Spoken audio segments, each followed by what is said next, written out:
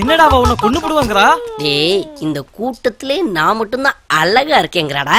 டேய், உன்னை புளிஞ்சி எடுத்துருவேங்கறா. நம்ம ரெண்டு பேரும் பின்னி பெணஞ்சுக்கலாங்கறாடா. சத்யா, இவன் திருக்குறள் மாதிரி 2 அடி இருந்தாலும் இவ்ளோ பெரிய விளக்கம் கொடுக்குறான்ப்பா.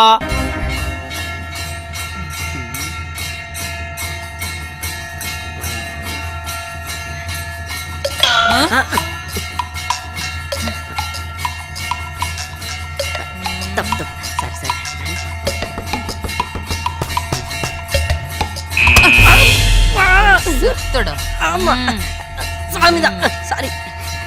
டேய் டேய், இங்க என்னடா பண்ணிட்டு இருக்க? எல்லாரும் வெளில தேடிட்டு இருக்கோம். டேய், எல்லாருமே சைட் அடிக்க தானே வந்திருக்கோம்.